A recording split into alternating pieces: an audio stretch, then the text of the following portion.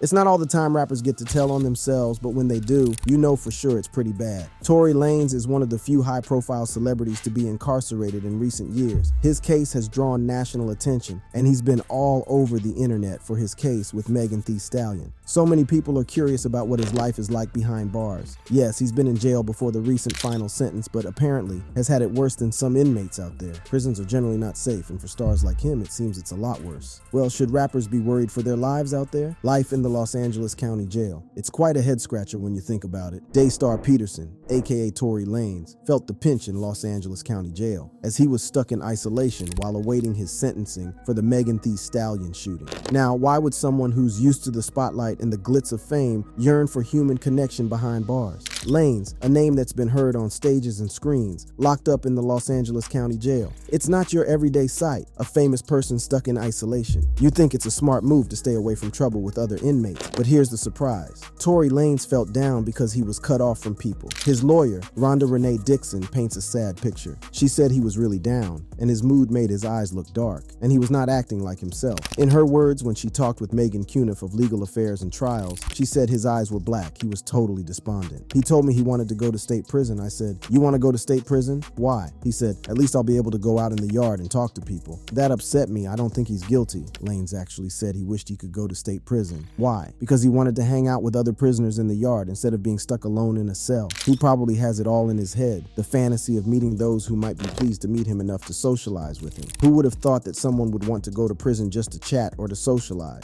Even Dixon was puzzled, as anyone else would be. She's standing by him, saying he's innocent, and she can't figure out why a popular guy like him would want to trade the spotlight for prison chit-chat. It's like swapping your backstage pass for a seat in the cafeteria. But here's the interesting part. The paper she filed to be his new lawyer explains why he's stuck in isolation. Turns out the sheriff thought he was a big threat, like a serial criminal. It's pretty strange, a famous celebrity figure being treated like a dangerous criminal. It's easy to see it both ways, though, from the sheriff's point of view, and also from the angle of keeping him safe from violence in jail. He may be in jail for shooting, which is a violent crime, but nothing will prepare him for the violent attack from a more violent prisoner. And in the middle of this twisty tale, Dixon's bid to be his legal counsel got rejected by a judge. It's like a roller coaster of legal drama and emotion. But one thing's for sure, this situation raises eyebrows. It just goes to show life's full of surprises, even in the most unexpected places. And this could be a reason why other rappers like 42 Dugg, the YSL Crew, Gucci Mane, YNW Melly, Suge Knight, and Pooh Shiesty may have raised an alarm from jail for being mistreated in isolation, because it's easy for that to happen even in the outside world. Rapper Dion Marquise Hayes, aka 42 Dugg, on an Instagram post that's been taken down, talked about some messed up stuff he was dealing with. He's locked up in jail because of some gun-related charges, and he's convinced the US Marshals are treating him unfairly, like they're trying to mess up his life on purpose. According to him, one of the US Marshals even told him that the way he'd be treated in the regular jail would be way worse, like 10 times worse, and they knew where he lived. But it gets weirder. He also said they were taking away basic human rights from him, like access to clean water and proper food. He also said that he was supposed to get out of jail in October of 2022, but they kept him locked up unlawfully and didn't let him go on bail. He was all into the fact that he needed the best lawyer in Georgia. He said he was in prison because he went to the gun range with a dirty record and missed a court date. Also that he didn't steal or hurt anyone, but that they were treating him like he was some criminal mastermind. He also went on to say, "I didn't steal from nobody or hurt nobody. They handling me crazy. Man, I'm in this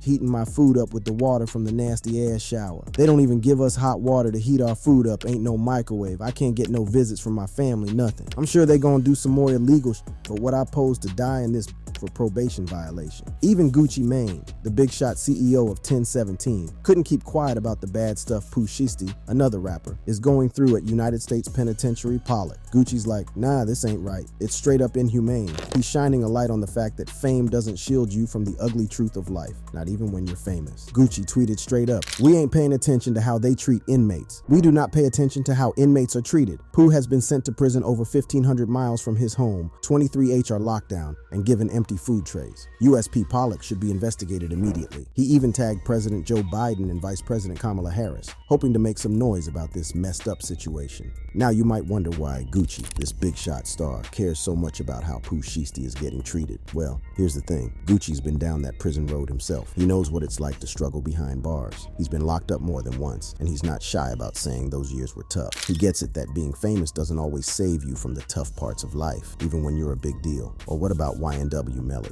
who's also claimed that he's facing a rough time behind bars? You'd think that for a star, incarceration might come with some kind of protection or privileges, right? But here, that doesn't seem to be the case. Melly spoke out about being treated poorly while he was in jail. In a pair of lengthy Instagram posts, he details how he's allegedly been threatened and abused by prison staff. It's surprising because you'd expect a star like him to be somewhat shielded from such mistreatment. In his own words, Melly said, "As of this moment today, I am officially in fear of my life." He goes on to describe how he's been moved to a unit with 24 inmates, yet he's the only one there. No phone privileges, no TV, and no access to a newspaper. Quite a stark reality, especially for someone who's in the public eye. Melly also claimed that deputies and high-ranking staff were allegedly mistreating him. He cited threats and harassment, and even talked about being hidden from the world. It's a harsh reality for someone who's not just a regular inmate, but a well-known artist. He further explained how his phone privileges have been revoked indefinitely, and he was unable to even contact family members during the holidays. This doesn't sound like your typical star treatment, does it? That's just a long list of rappers like Suge Knight, who also found himself in quite an unusual situation.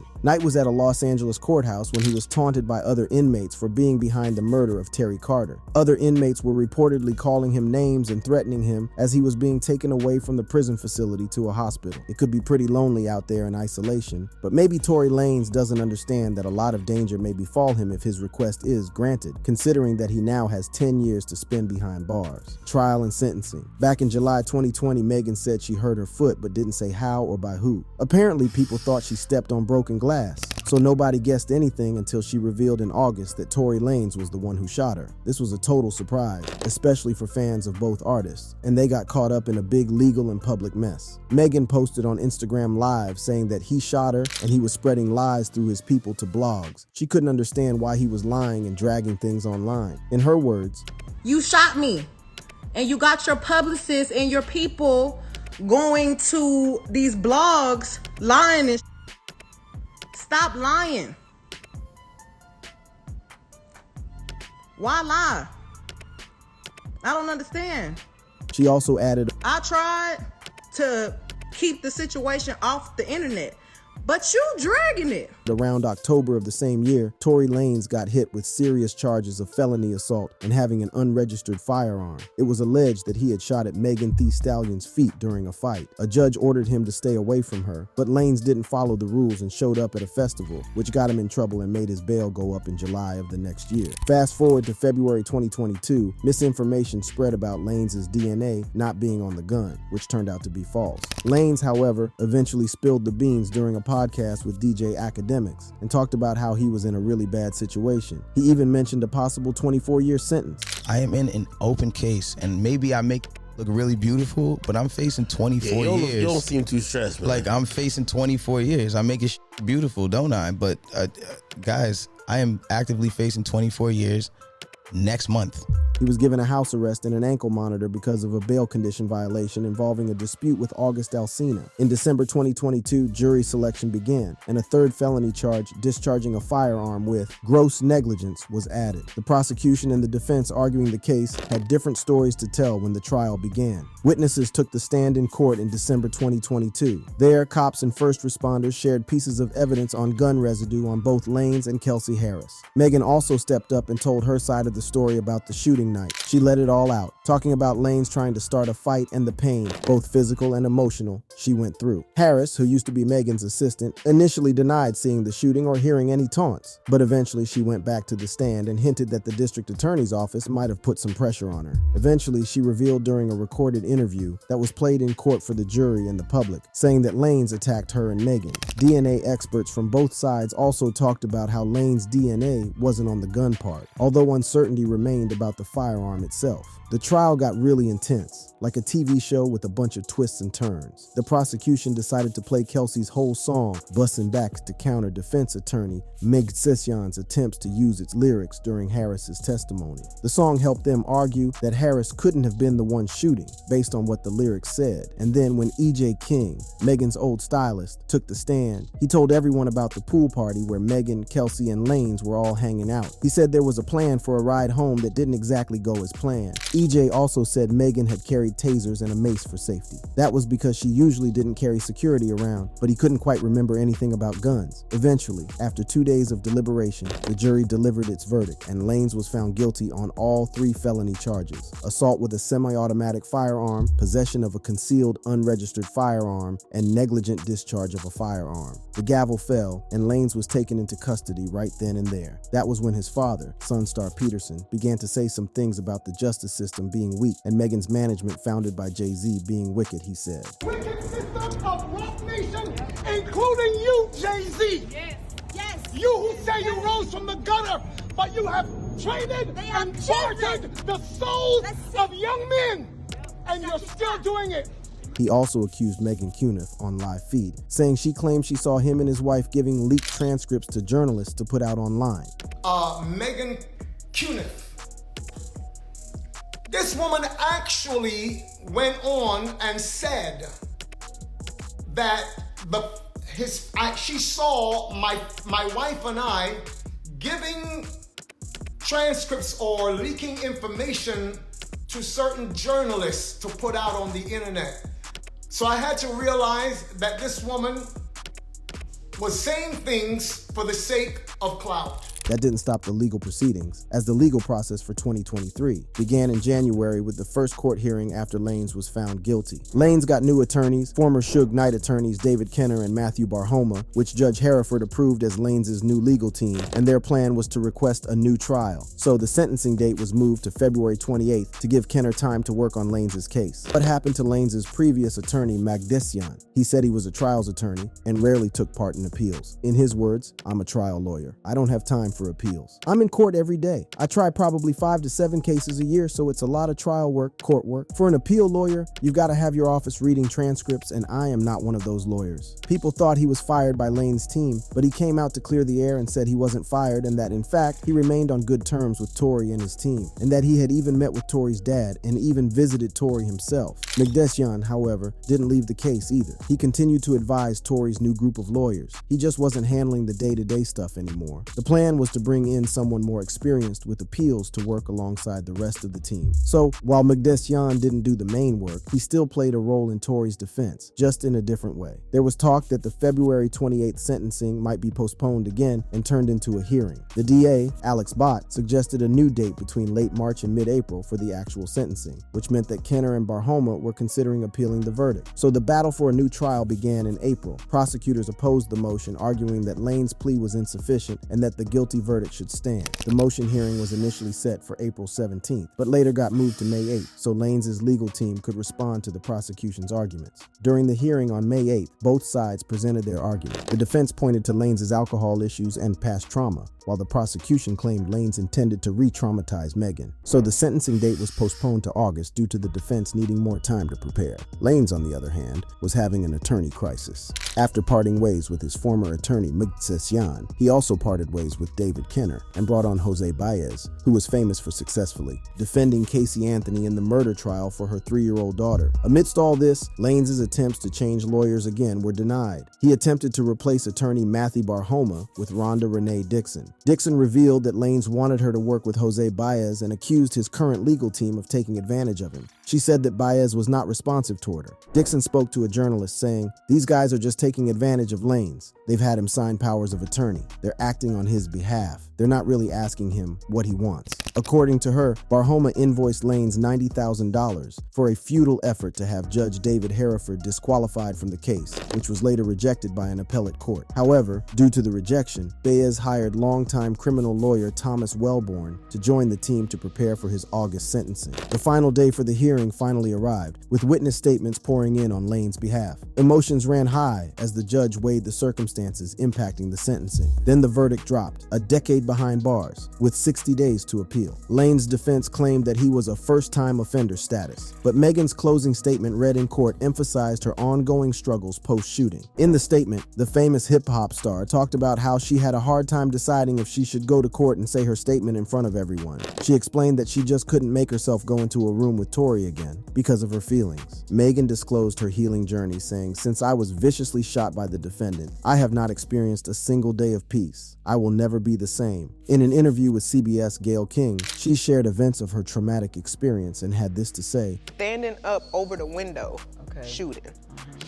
And I didn't even want to move. I didn't want to move too quick, cause I'm like, oh my God, if I take the wrong step, I don't know if he can shoot something that's super important. I don't know if he can shoot me and kill me. After the sentencing, she also released a statement saying, "This is a statement for all survivors that their lives matter, and there is zero tolerance for the torture that accompanies violence." In court, Lanez wasn't left out as he began apologizing and finally accepting what most people knew as the truth. He said, "Megan is someone I still care for dearly to this day." He talked about his personal bond with Megan, revealing they both coped with the loss of their mothers by drinking together until they numbed their pain. Lanez, addressing the court sincerely, distanced himself from his celebrity status, expressing a desire for redemption rather than special treatment. He aimed to rectify misconceptions, admitting full accountability for his actions that night and pledging self-improvement. However, some might question the timing of his remorse, wondering why it took 3 years for him to speak up. Following the sentencing, his lawyer Jose Baez had this to say. This case, to get a 10-year sentence is extreme, and really just another example of someone being punished for their celebrity status and someone being utilized as to send an example. And he's not an example, he's a human being. California prison gangs. A lot of rappers gotta watch their backs every day, even outside of jail. The hip-hop rap scene is tricky, and you might have enemies you don't even know about, often just by who you hang with. And this drama doesn't stop in prison either. It's just as real there. Tory Lanez probably didn't know the ropes in jail, so maybe that's why he asked to move to a state prison to avoid being isolated and treated badly like he said happened. But even then, prison gangs still do their thing, even behind bars. Just recently, Young Thug's Young Stoner Life Crew and Lucci's Young Fly Nigga gang were at it. It wasn't just some small feud inside the Fulton County Jail. A video of the fight got out and went viral on April 11. In the footage, you could see a member from YFN's side going at it with someone from the YSL group. It was wild because the YFN member even ended up tied to a toilet in the facility. In the video, the YSL member took a serious beating so that his cries of pain couldn't be missed. It was brutal. Towards the end, things got even crazier. A YFN member shockingly wanted to use a razor to remove a rival gang member's crew tattoo. It's just as wild as it sounds, and on a level of craziness that's hard to believe. This beef between YFN, Lucci, and Young Thug's been going on for a while. The exact date or event can't be traced, but the beef became very pronounced when Thug shared a tweet with the hashtag #SoImGoingFinish what he started. That tweet went, "I dropped EBTG on Tupac's B-Day because I'm the #New Pac. I feel like I'm the Thug he didn't get to become." Lucci didn't take kindly to Thug referencing Tupac, and that's when the feud fireworks ignited. Lucci fired back, saying Tupac never wore a dress, along with a clown emoji. And from there, it was on. Thug threatened Lucci with tweets and dropped a single called Like Pac, and he was loving the positive responses from his fans on social media. There was a lot of back and forth from the Instagram live by Thug saying he'd slap Lucci to him practicing boxing. It was like a sleeping dog was stepped upon again. That wasn't the only thing that could have happened. Although it isn't clear if Lanez is associated with any of the gangs in prison, it's either eat or get eaten. Another gang-related incident, which was a sad one for the rap world, was the really sad news about Jamie Brigada Valdez, aka Money Sign Suede, the young and popular LA rapper from Huntington Park. He was stabbed to death in the shower at a California prison. His attorney Nicholas Rosenberg confirmed the tragic incident at the correctional training facility in Soledad. He mentioned, "They said it was a stabbing to the neck. They said he was found unresponsive right before 10 p.m. Apparently, the correctional officers realized he wasn't in his cell during a regular count. Suede had some history of violence in prison, no doubt, but when they found him, he had injuries that were consistent with a homicide. It's pretty shocking stuff. If Lanez don't keep asking to switch to a public prison, he might avoid more problems like this. He might not realize it, but this could help him and his fans avoid all the intense news coverage. And imagine if he gets asked to join a prison gang later on but turns them down. He'll have to be super careful to avoid getting hurt." Another rapper in this case was Caswell Sr., aka Casanova, who made a mistake he shouldn't have made. Casanova's lawyer said something he was worried that Casanova's life was in danger. Can you guess why? Casanova decided he didn't want to be part of a gang called Untouchable Gorilla Stone Nation anymore, but this choice led to to something really bad. On June 14th, 2023, while Casanova was in Essex County Jail, he was attacked. What's strange is that this attack occurred on the exact day he told everyone he was not in the gang anymore. His lawyer believes that speaking out like this puts Casanova's life at great risk. Casanova was just doing push-ups in a common area of the jail when another inmate came at him and gave him some injuries on the back of his head for denouncing his membership in the gang. Because of this attack, Casanova got hurt pretty badly. Now, Casanova has been charged with being involved in the untouchable Gorilla Stone gang and faces 15 years. But renouncing the gang and making it public is going to make his time behind bars way harder than what the judicial system might have initially thought. It's a really scary situation, and leaving a gang is a serious matter.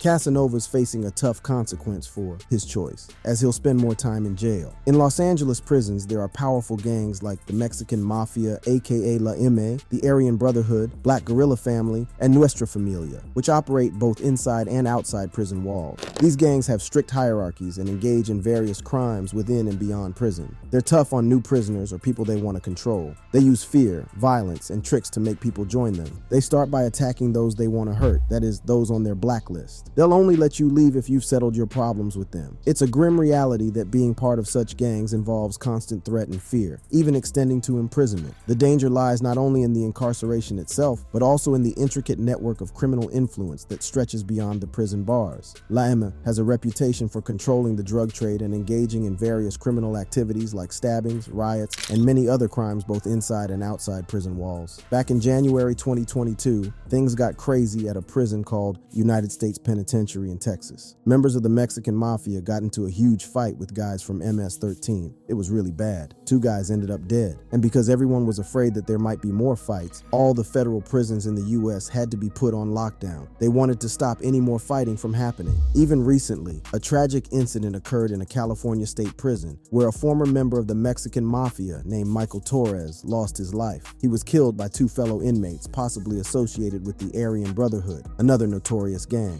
It's believed that Torres was targeted due to his alleged involvement in selling heroin in collaboration with the Aryan Brotherhood. Interestingly, this situation draws parallels with the case of Mafia boss John Gotti. When Gotti received a life sentence, he sought assistance from the Aryan Brotherhood. Shifting focus, the Black Guerrilla Family, another LA prison gang, stands out as an African-American group dedicated to fostering solidarity among black prisoners. A notable incident involving the BGF occurred when a man named Hugo Pinell, previously confined in solitary for 43 years due to a conviction, was released to join the general prison population. Tragically, a mere 12 days later, in August 2015, he fell victim to a fatal stabbing, a situation that bears a resemblance to Tory's request. In essence, these instances underscore the complex dynamics within prison environments and the connections between different gangs, prompting thoughts about the nature of requests similar to Tory's. In certain situations, newcomers to prison or people who are more vulnerable might have a hard time because they could face harassment, physical violence, and even forced participation in criminal activities.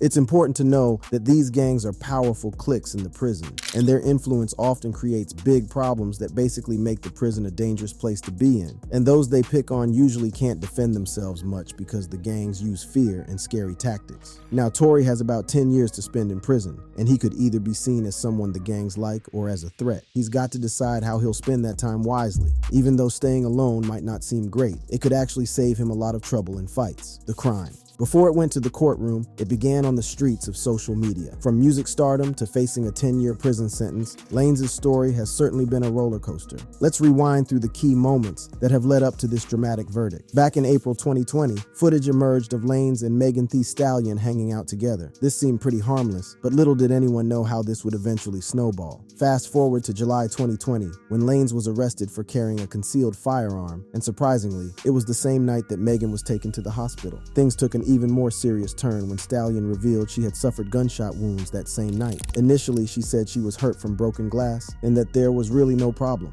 You might wonder why she did all this for someone who committed a crime against her and caused her trauma. Well, back in the summer of 2020, the whole country was going through intense protests because of police brutality and the Black Lives Matter. This was when people were really upset about what happened to George Floyd and other black folks who got hurt by the police. Megan talked about what went down. When police cars and helicopters showed up, she tried to make her injuries seem smaller by saying that she stepped on broken glass because she was scared of the cops. She didn't want her friends to get hurt by them. She explained, "I didn't want them to hurt us or shoot us, so I just said I stepped on glass. I was trying to protect all of us. Even though someone had just hurt me, my first thought was still to keep us safe. I didn't want anyone to die." When people started dissing her online, she wasn't taking the issue lightly because she did hit up Twitter to call out all the haters and naysayers. But because a few months earlier, she was caught on camera dancing in a studio, showing off her moves, some fans felt like this was just another lie in a series of things she'd said to get Lanez arrested. Putting aside all the drama and what fans saw as gaps in Megan's story, there was more unsettling news that started bubbling behind the scenes. And eventually it hit the blogs and news outlets. Even rap legend Jay-Z got tangled up in the mess. Roc Nation is a big entertainment agency owned by Jay-Z and was established back in 2008. Megan had signed up with them in 2019. And since she was part of Roc Nation, they had a lot invested in how the public saw her. According to Lanez, things turned sour when he was told not to speak about the situation. Nobody has ever said she got shot. Not TMZ, not the police report at this point. At first, the official version of events, according to her, was that Megan got cut by broken glass. But then, videos of the incident started popping up, and things went downhill for Tory from there. Lanez had even reportedly offered to pay her $1 million not to report the incident. As the months went by, both artists released music referencing the incident, and the tension between them remained palpable. That was after Megan Thee Stallion stepped up and pointed fingers. She publicly named Tory Lanez as the guy who shot her. In September of the same year, Lanez dropped an album called Daystar. It was like bringing out the big guns, using the lyrics to shout out his innocence and make everyone question if Megan was really shot. He was even rapping, "How the heck do you get shot in the foot and not hit any bones or tendons?" That was some bold stuff considering he was pleading at the last sentencing to be forgiven. Megan had a blast at a Saturday Night Live show. She was rapping with a backdrop that said "Protect Black Women," and she rapped about important topics like racism, sexism, and gun violence, all connected to recent events. She also talked about her experience at Coachella and was very excited about a song she had worked on called Plan B. She decided to give people a taste of it before releasing the full track, and she shared this news on social media, mentioning that women were really loving it. This was also a subtle way of addressing issues with Lanez. However, some people were skeptical of Megan because she had a previous romantic relationship with Lanez. She felt frustrated that the focus shifted from the incident where she was shot to her personal life and choices. People were quick to judge her instead of supporting her quest for justice. Initially, 50 Cent talked about how Megan Thee Stallion seemed like she was portraying herself as a victim because he thought that she might actually have been the one causing trouble. However, he later apologized for what he had said. And after the court hearing in January, he issued an apology. He explained this on Big Boy's show, saying, "I'm going to apologize to Megan Thee Stallion." He admitted that he had made some comments about her because of something he saw on social media. Megan was asked if she had been close to Tory Lanez, and she seemed surprised and denied it. 50 Cent didn't believe her and thought she was lying because he didn't think there was any reason for them to be around each other. He felt that this moment made him doubt her honesty. Later, 50 Cent mentioned that his opinion shifted when he heard a phone conversation between Tory Lanez and Meg's former best friend, Kelsey Harris. That happened when Lanez was in jail. After hearing that conversation, he felt like he finally understood what had actually taken place. He believed that this piece of information might have influenced people's views in the court as well.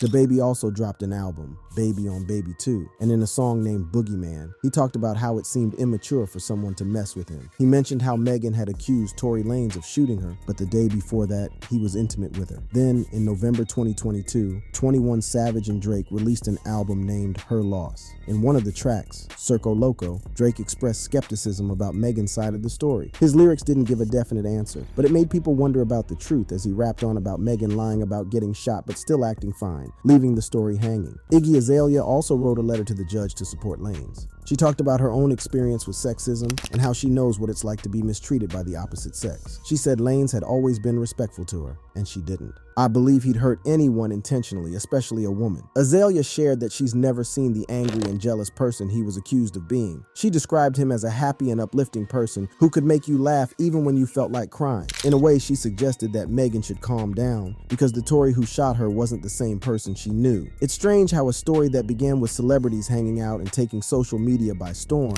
has led to dramatic courtroom events and now jail time. It's hard to determine what will happen to Lanez in jail, but one can only hope for the best. Interested in more on this story or stories like this? Click on a video on your screen.